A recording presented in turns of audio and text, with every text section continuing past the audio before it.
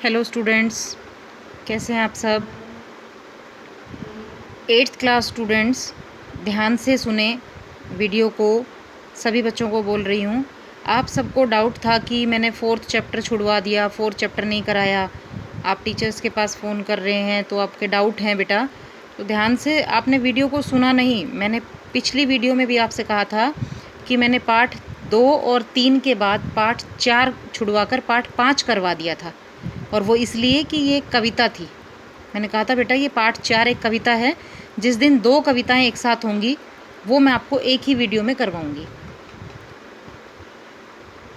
फिर सुन लीजिए कि मैंने आपको पार्ट 1, 2, 3 बस की यात्रा तक, फिर पार्ट 5 चिट्ठियों वाली दुनिया वाला वो सैटरडे को भेजा है, और पार्ट 4 जो था कविता थी, इसलिए मैंने ये आपको उस टाइम छुड़वा दिया था कि बहुत छोटी कविता है। जिस दिन 2 कविताएं हो जाएंगी मैं एक साथ आपको दोनों कविताएं करवाऊंगी। तो आज मैं आपको करवा रही हूँ पार्ट 4, बसंत का पार्ट 4, जो कि हमारी कविता है। हमारी कविता का नाम है दीवानों की हस्ती, और इस कविता के कवि हैं भगवती चरण वर्मा। भगवती चरण वर्मा की लिखी ये कविता है दीवानों की हस्ती। इस कविता में कवि ने उन मस्तमौजी व्यक्तियों के विषय में कहा है जो एक स्थान से दूसरे स्थान पर घूमते रहते हैं। दीवानों की तरह एक स्थान से दूसरे स्थान पर घूमते रहते हैं, उनकी चर्चा की है।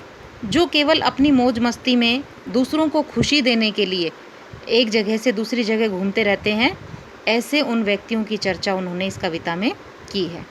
ध्यान से सुनेंगे कविता को सभी, और कविता को फिर आप भी पढ़ेंगे। जब मैं आपके पास PDF में कविता भेजूंगी आपको पढ़नी भी है कविता, ठीक है। हम दीवानों की क्या हस्ती है, आज यहाँ कल वहाँ चले। कवि कहते हैं कि जो दीवाने मस्त मौजी होते हैं उनकी क्या हस्ती, मतलब उनका क्या ठिकाना है। वो आज यहाँ हैं तो कल कहीं और चले जाएंगे। मस्ती का आलम साथ चला, हम धूल उड़ाते जहाँ चले। आलम का मतलब है माहौल, वातावरण। वो कहते हैं कि मस्ती का माहौल जो है, मस्ती का आलम, मस्ती का वातावरण जो हमारे साथ चलता है, हम जहाँ भी अपने कदमों की धूल उड़ाते हुए चलते हैं। कहते हैं कि हम दीवानों का क्या कहना, हम तो आज यहाँ हैं कल कहीं और चले जाएंगे। और हमारी मस्ती का तो माहौल हमारे साथ साथ चलता है, हमारी मस्ती का वातावरण हमारे साथ चलता है। हम धूल उड़ाते जहाँ चले, हम अपने पैरों की धूल उड़ाते हुए जहाँ पर भी पहुँच जाते हैं। दूसरा पैराग्राफ है हमारा, आए बनकर उल्लास अभी, आंसू बनकर बह चले अभी। उल्लास का मतलब है खुशी। कहते हैं कि हम अभी अभी खुशी बनकर आए और अभी आंसू बनकर बह भी चले। यानी कि हम कहीं एक स्थान पर पहुँचे, वहाँ हम लोगों से मिले, उनसे मिलजुल कर हमने उनमें खुशियाँ बांटी, और अभी उनको आंसू देकर मतलब उनसे विदा लेकर हम चल पड़े। सब कहते ही रह गए सब कहते ही रह गए, अरे तुम कैसे आए कहाँ चले। और हमसे सब पूछते ही रह गए कि तुम कहाँ से आए हो और कैसे फिर से वापस कहाँ जा रहे हो। फिर से सुनना काव्यांश को, आए बनकर उल्लास अभी, हम अभी खुशी बनकर आए थे और अभी आंसू बनकर बह चले, और अभी लोगों की आंखों से आंसू बनकर बह चले। सब कहते ही रह गए कि अरे तुम कैसे आए, तुम क्यों आए, किस लिए आए थे, कैसे किस कार्य से आए थे, और अब कहाँ चल दिए। तीसरा पैराग्राफ है, किस ओर चले यह मत पूछो, चलना है बस इसलिए चले। और हम उनसे कहते हैं कि हमें किस तरफ चलना है, किस तरफ जाना है, ये हमसे मत पूछो, हमें बस इतना पता है कि हमें चलना है, बस इसलिए हम चलते रहते हैं। जग से उसका कुछ लिए चले, जग को अपना कुछ दिए चले। जग का मतलब है संसार, संसार से हम उसका कुछ लेते हुए चलते हैं और अपना संसार को कुछ देते हुए चलते हैं। अर्थात संसार से हम कुछ नई सीख, नए विचार लेते हुए चलते हैं और अपने जीवन के कुछ अनुभव संसार को देते हुए चलते हैं। कवि कहते हैं कि किस और चले हम, ये हमसे मत पूछो, हमें तो बस इतना पता है कि हमें चलना है, इसलिए हम चलते रहते हैं। जग से कुछ उसका लेकर, हम संसार से उसका कुछ लेकर चलते हैं, यानी संसार से जो कुछ हमें नया सीखने को मिलता है, लोगों से जिनसे हम मिलते हैं उनसे नए विचार, नए आदर्श हम लेकर चलते हैं, और अपने पास जो है अपने निजी अनुभव वो हम संसार को देते हुए चलते हैं। दो बात कही, दो बात सुनी, कुछ हंसे और फिर कुछ रोए।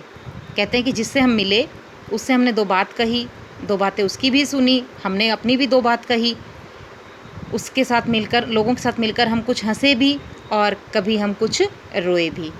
छक्कर सुख दुख के घूंटों को हम एक भाव से पिए चले, और हम ने अपने जीवन के सुख और दुखों को के घूंट, सुख और दुख के घूंट, यानी सुख और दुख को सहन किया एक जैसा भाव लेकर। यानी अगर सुख है तो उसमें भी हमारा एक जैसा ही भाव है, और दुख है तो उसमें भी एक जैसा भाव है। जो मनुष्य सुख और दुख में विचलित नहीं होता, एक जैसा भाव रखता है, वही मनुष्य अपने आप को आत्म संयमी बना सकता है, जो अपने आप पर नियंत्रण रख सकता है। यानी जो ना सुख में ज़्यादा सुखी हो, ना दुख में ज़्यादा दुखी हो, जो हर दोनों स्थिति में अपना संतुलन बनाकर रखता है, ऐसा ही कवि ने अपने आप को माना है। कहते हैं हमने दो बात किसी से कही भी, अपने मन की भी और उनके मन की भी दो बात सुनी, हंसे भी और बाद में कुछ रोए भी। हमने अपने जीवन के जो सुख और दुख आए उनको हमेशा एक ही भाव से सहन किया, हमने उसमें कुछ भी बदलाव नहीं अनुभव किया। हम भिखमंगों की दुनिया में स्वच्छंद लुटाकर प्यार चले। उन्होंने संसार को कह दिया कि हम इन भिखमंगों की दुनिया में जो किसी से कुछ ना कुछ हमेशा मांगते ही चल रहते हैं, स्वच्छंद लुटाकर अपना आज़ादी भरा खूब खुले दिल से उन पर अपना प्यार लुटाकर चल दिए। हम एक निशानी सी उर पर ले असफलता का भार चले। हम एक निशानी मतलब एक चिन्ह, एक यादगार सी, उर मतलब है हृदय, मन। हम एक निशानी सी, एक यादगार चिन्ह जो है वो अपने मन पर ले असफलता का भार चले, और जीवन में जो असफलता हमें मिली उस असफलता का भार अपने दिल पर लेकर हम चल पड़े। अब अपना और पराया क्या, आबाद रहें रुकने वाले। कवि कहते हैं कि अब हमारा ना कोई अपना है और ना कोई पराया है इस दुनिया में, कि कौन अपना और कौन पराया। आबाद रहें रुकने वाले, और हम दुआ देते हैं कि जो रुक रहे हैं संसार में, जो रह रहे हैं, वो आबाद रहें, अर्थात खुशहाल रहें, फलें फूलें। हम स्वयं बंधे थे और स्वयं हम अपने बंधन तोड़ चले। कहते हैं कि हम इन रिश्तों में, नातों में हम स्वयं अपनी इच्छा से ही बंधे थे, और हम स्वयं अपनी इच्छा से ही अपने ये बंधन, अपने ये रिश्ते नाते अब हम तोड़ चले हैं। कवि कहते हैं कि हमारा ना संसार में अब कोई अपना है, ना ही कोई पराया है, और हम यही दुआ करते हैं कि जो भी संसार में रहे वो आबाद रहें, खुशहाल रहें। और हमने स्वयं अपनी इच्छा से ही अपने ये बंधन बांधे थे, और आज हम स्वयं अपनी इच्छा से ही अपने बंधन तोड़कर जा रहे हैं। इस कविता में कवि ने उन मस्त मौजी व्यक्तियों का जिक्र किया है, के विषय में बताया है, जो स्वच्छंद रूप से एक स्थान से दूसरे स्थान पर लोगों से मिलते जुलते, लोगों में खुशियाँ बांटते हुए चलते रहते हैं, घूमने फिरने वाले व्यक्ति। ठीक है, कविता को ध्यान से सुनना है, समझना है। मैं आपको कविता के प्रश्न उत्तर समझा देती हूँ। कवि ने अपने आने को उल्लास और जाने को आंसू बनकर बह जाना क्यों कहा है? कवि ने अपने आने को तो खुशी और जाने को आंसू बनकर बह जाना क्यों कहा है? तो कवि ने अपने आने को उल्लास और जाने को आंसू बनकर बह जाना इसलिए कहा है क्योंकि जब लोगों के बीच कोई आता है तो लोग उसका साथ पाकर खुश हो जाते हैं, परंतु जब वही व्यक्ति उन लोगों को छोड़ कर जाता है तो फिर सभी की आंखों में आंसू आ जाते हैं। अब आप इसको प्रश्न को ऐसे भी समझ सकते हैं कि जब संसार में कोई व्यक्ति आता है, आपके घर में कोई नया व्यक्ति, नया सदस्य घर में एक जन्म लेता है, तो उसके आने की सभी को खुशी होती है, उसके आने की सब खुशी मनाते हैं, खुशी खुशी सब उसका स्वागत करते हैं, सभी को उसका आना अच्छा लगता है। परंतु जब कोई घर का एक भी सदस्य, या वही जो जिसके आने की हमने खुशी मनाई है, कोई भी है, जब कोई जाता है तो उसके जाने का हमें दुख होता है। इसीलिए कवि ने आने को उल्लास और जाने को आंसू बनकर बह जाना कहा है। समझ आया? भिखमंगों की दुनिया में, दूसरा प्रश्न है, भिखमंगों की दुनिया में बेरोक प्यार लुटाने वाला कवि ऐसा क्यों कहता है कि वह अपने हृदय पर असफलता का एक निशान भार की तरह लेकर जा रहा है? क्या वह निराश है या प्रसन्न है? बताइए। कवि ने दुनिया को भिखमंगे, दुनिया के लोगों को क्या कहा? भिखमंगे। और क्या कहा कि वो बड़ी आज़ादी से, स्वच्छंदता से अपना प्यार इन पर लुटाकर जा रहा है और असफलता की एक निशानी लेकर वो जा रहा है। तो इससे कवि के मन में निराशा है या प्रसन्नता है? कवि ऐसा इसलिए कहता है क्योंकि संसार में लोग अपने स्वार्थ के लिए एक दूसरे से प्रेम करते हैं, लेकिन कवि इस बात से निराश नहीं होते क्योंकि वह अपनी इच्छा के अनुसार अपना जीवन जीने के लिए इस दुनिया में आया है। कवि कहते हैं कि उन्होंने इस संसार में जो हैं सभी लोग जो हैं वो एक दूसरे से अपना स्वार्थ साधने के लिए, मतलब निकालने के लिए लोगों से संबंध बनाते हैं, उनसे रिश्ते बनाते हैं, मित्रता करते हैं। परंतु कवि ने अपनी इच्छा से, अपनी स्वच्छंदता से लोगों को अपने बंधन में बांधा, रिश्तों के बंधन में बांधा और अपनी इच्छा से, अपनी स्व इच्छा से वो बंधन तोड़ लिया। तो इसीलिए कवि ने इस पंक्ति में निराशा का भाव भी जताया है क्योंकि उन्हें असफलता हाथ लगी, लोगों ने अपने स्वार्थ के कारण उनके साथ धोखा किया। तो कवि ने निराशा का भाव भी जताया है और उन्हें प्रसन्नता इस बात की है कि उन्होंने जो संबंध बनाए लोगों से, जो रिश्ता उनका बनाया, उन्होंने बंधन बांधे, वो अपनी इच्छा से बांधे और अपनी इच्छा से ही उन्होंने तोड़ दिए। अगला प्रश्न है, कवि में ऐसी कौन सी बात है जो आपको सबसे अच्छी लगी? बताइए, अपनी इच्छा से बताना है आपको कि कवि में ऐसी कौन सी बात है जो आपको सबसे अच्छी लगी। तो हमारे विचार से तो कवि की हमें सबसे अच्छी बात यही लगी कि संसार में ना कोई अपना है और ना ही कोई पराया है। यानी कवि ना तो किसी को अपना मान रहा है और ना किसी को अपना दुश्मन मान रहा है। संसार के भले की कामना करते हुए, सभी को खुशी देते हुए वो इस संसार से जा रहा है। हमें कवि की यह बात अच्छी लगी कि उसने ना तो किसी को अपना माना और ना किसी से भेदभाव करके उसे पराया माना, जबकि संसार के शुभ कल्याण की कामना करते हुए वो संसार से विदा ले रहे हैं कि चाहे लोगों ने उनके साथ धोखा किया, उन्हें अपना नहीं माना, परंतु कवि फिर भी सबकी आबादी की, सबकी खुशहाली की ज़िंदगी की कामना करता हुआ संसार से विदा लेता है। बच्चों, कविता को ध्यान से सुनना है। आपकी कविता पाठ 4 पूरी हो गई है। वीडियो के इसी पार्ट में मैं आपको पाठ 6 भी, कविता 6 भी करवाऊंगी। हमने 5 पाठ अब कंटिन्यू पढ़ लिए हैं। पाठ 4 जो हमने छुड़वा दिया था, कविता 4 जो थी वो छुड़वाई थी, वो हो गई है। और अब हम आगे करेंगे कविता 6। ध्यान से सुनना है सबने। बच्चों, हमने अभी पाठ 4 कविता 4 पढ़ी थी, हम दीवानों की क्या हस्ती। और अब हम करेंगे कविता 6, भगवान के डाकिए। ये इस कविता के कवि हैं रामधारी सिंह दिनकर, और ये दोनों कविताएं बहुत छोटी छोटी थी, इसीलिए मैंने आपको बीच में स्किप करवाई थी ताकि एक वीडियो में 2 कविताएं एक साथ हम कवर कर सकें। ठीक है, वीडियो को पूरा सुनना है। ये नहीं सोचना कि कविता पूरी हो गई तो हमने छोड़ देनी है, क्योंकि इसी वीडियो में दूसरा पार्ट भी है कविता का। ठीक है, भगवान के डाकिए। इस कविता में कवि रामधारी सिंह दिनकर ने बादलों को, पक्षियों को और बादलों को भगवान के डाकिए बताया। डाकिए पता ना क्या होते हैं? पोस्टमैन, जो चिट्ठी लेकर आते हैं, संदेश लेकर आते हैं। तो इस कविता में कवि ने पक्षियों को और बादलों को भगवान के संदेशवाहक बताए हैं, जो संदेश लेकर आते हैं। इस कविता के द्वारा कवि ने हमें ये संदेश दिया है कि भगवान या प्रकृति किसी भी देश में, जाति में, मनुष्य में भेदभाव नहीं करती, तो हमें भी किसी मनुष्य जाति में भेदभाव नहीं करना चाहिए।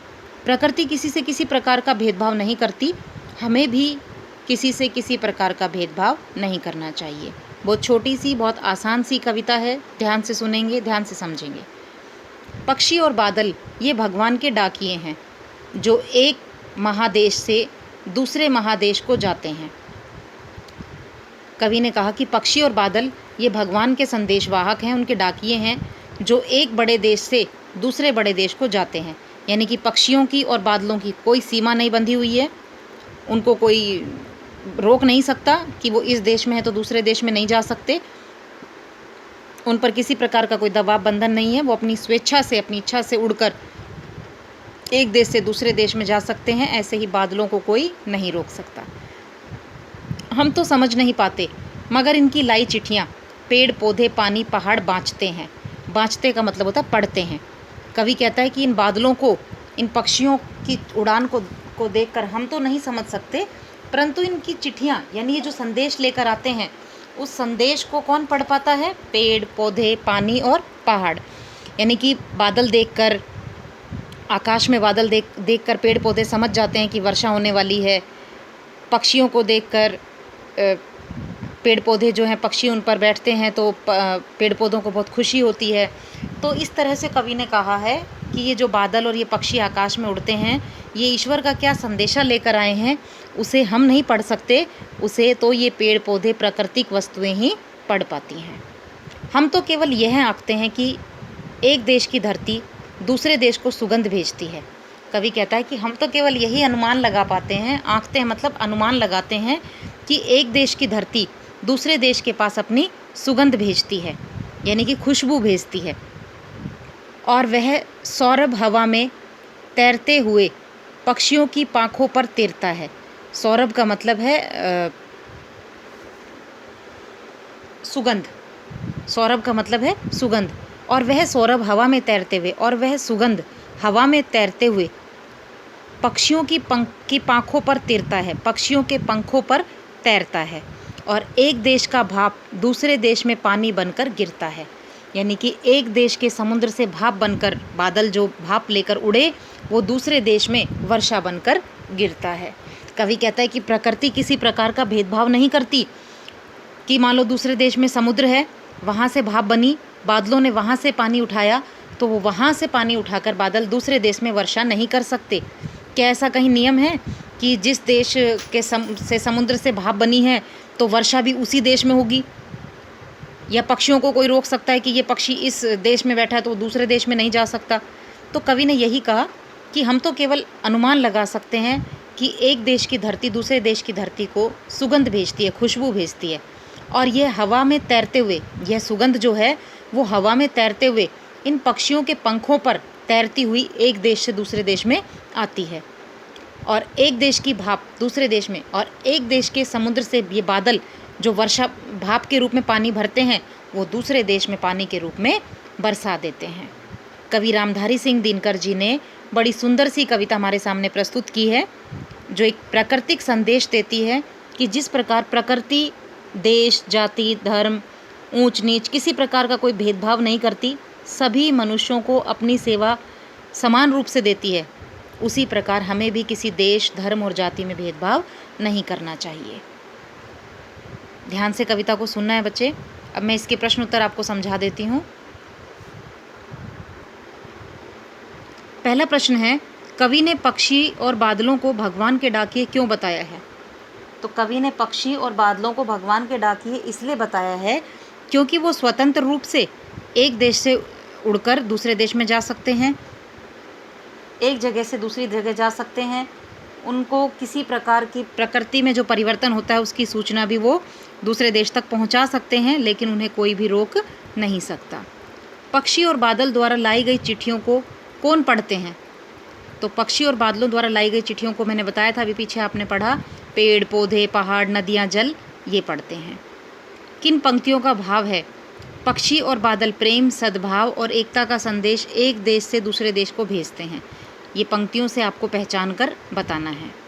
प्रकृति देश देश में भेदभाव नहीं करती, एक देश से उठा बादल दूसरे देश में बरस जाता है। ये लाइनें आपको पहचाननी हैं कि ये किन पंक्तियों में आई हैं, तो दूसरे पैराग्राफ में ये पंक्तियाँ आई हैं। पक्षी और बादल की चिट्ठियों में पेड़ पौधे पानी और पहाड़ क्या पढ़ पाते हैं? तो पक्षी और बादल की चिट्ठियों में पेड़ पौधे उनके संदेश को पढ़ पाते हैं कि बादलों को देखकर पेड़ पौधे समझ जाते हैं कि वर्षा होने वाली है, पक्षियों को देखकर, पक्षियों की चहचहाट देखकर वातावरण समझ जाता है कि अब वर्षा का मौसम जो है वो सुहावना होने वाला है, तो वो इनकी चिट्ठी को पढ़ पाते हैं। अगला प्रश्न है, एक देश की धरती दूसरे देश को सुगंध भेजती है, कथन का भाव स्पष्ट कीजिए। एक देश की धरती दूसरे देश को सुगंध भेजती है, इस कथन का भाव बताना है आपको। इस कथन का भाव यह है कि प्रकृति किसी भी प्रकार का भेदभाव नहीं करती, प्राकृतिक चीज़ों को सीमाओं में नहीं बांधा जा सकता, उसे आप किसी भी बंधन, किसी बॉर्डर में सील नहीं बांध सकते प्रकृति को। एक देश से अगर बादल जो है भाप लेकर उठे तो वो दूसरे देश में वर्षा कर सकते हैं, तो उसे कोई भी नहीं रोक सकता। तो बहुत आसान सी, बहुत छोटी सी कविता थी। दोनों कविता 4 और कविता 6 दोनों कविताएं हमने एक वीडियो में की हैं। ध्यान से वीडियो को समझना है। दोनों कविताओं का PDF प्रश्न उत्तर आपको मिलेंगे और दोनों आपको अपनी कॉपी में करने हैं। धन्यवाद बच्चों।